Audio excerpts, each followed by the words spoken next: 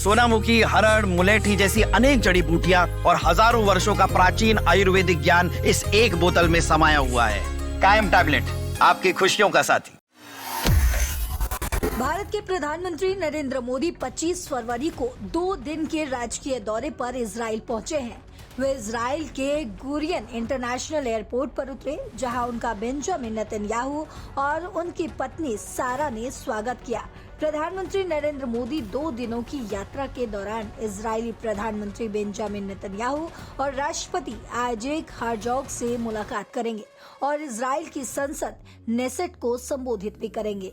ये एक खास सम्मान है जो दुनिया के कुछ ही नेताओं को हासिल होता है। ये प्रधानमंत्री नरेंद्र मोदी का दूसरा इजरायली दौरा है। आपको बताते चले कि प्रधानमंत्री नरेंद्र मोदी और बेंजामिन नेतन्याहू भारत इजराइल के बीच हुई रणनीतिक साझेदारी में हुई अहम तरक्की की समीक्षा करेंगे। दोनों नेता विज्ञान और प्रौद्योगिकी, नवाचार, रक्षा और सुरक्षा, कृषि, जल प्रबंधन, व्यापार और अर्थव्यवस्था समेत पीपल टू पीपल सहयोग के अवसरों पर चर्चा करेंगे। दोनों नेताओं के बीच पारस्परिक हित के क्षेत्रीय और वैश्विक मुद्दों पर भी विचारों का आदान प्रदान होने की उम्मीद जताई गई है। साल 2017 के बाद ये उनका पहला इजरायली दौरा है और कुल मिलाकर अगर देखा जाए तो दूसरा दौरा। इस यात्रा को पश्चिम एशिया में भारत की बढ़ती भूमिका और मजबूत होती कूटनीतिक पकड़ के रूप में देखा जा रहा है। दरअसल प्रधानमंत्री नरेंद्र मोदी का ये दौरा सिर्फ इजराइल तक सीमित नहीं है। पिछले कुछ सालों में भारत ने पूरे वेस्ट एशिया यानी कि खाड़ी देशों, अरब राष्ट्रों और इजराइल के साथ बहुत अच्छे रिश्ते बनाए हैं। सऊदी अरब, यूएई, ओमान, जॉर्डन जैसे देशों के साथ व्यापार, निवेश और रक्षा के समझौते हुए हैं। कई अरब देशों ने प्रधानमंत्री नरेंद्र मोदी को अपना सबसे ऊंचा नागरिक सम्मान भी दिया है। हाल ही में यूएई के राष्ट्रपति भारत आए थे और दिल्ली में अरब विदेश मंत्रियों की बैठक भी हुई।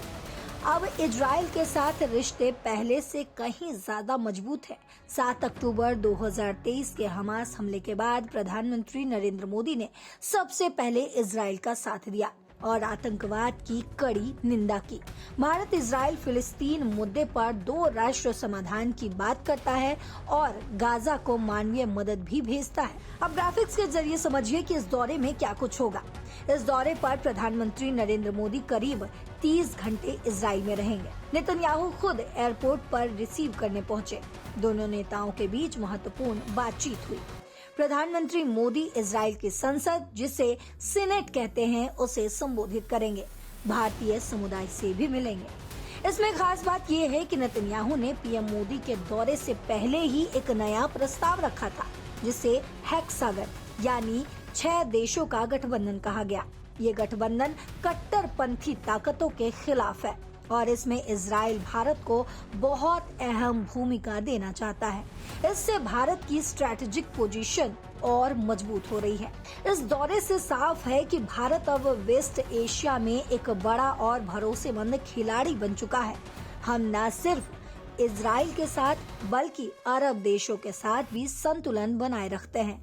रक्षा सौदे, टेक्नोलॉजी, खेती, पानी बचाने की तकनीक, इन सब में भारत और इजराइल मिलकर काम कर रहे हैं। वहीं पाकिस्तान इस दौरे से बौखलाया हुआ है, क्योंकि नेतन्याहू का हेक्सागन वाला बयान मुस्लिम देशों के साथ इजराइल के रिश्तों को भी जोड़ रहा है। कुल मिलाकर प्रधानमंत्री मोदी की ये वेस्ट एशिया डिप्लोमेसी भारत को वैश्विक स्तर पर और भी ज्यादा मजबूत बना रही है। हमारी दोस्ती लगातार बढ़ती हुई नजर आ रही है। आतंकवाद के खिलाफ हम खड़े हैं और आर्थिक फायदे भी हमारे हो रहे हैं। प्रधानमंत्री नरेंद्र मोदी के इजरायली दौरे पर आपकी क्या राय है, कमेंट बॉक्स में जरूर बताते जाइएगा। फिलहाल इस खबर में इतना ही। देश और दुनिया की बाकी खबरों के लिए देखते रहिए दैनिक जागरण। नमस्कार।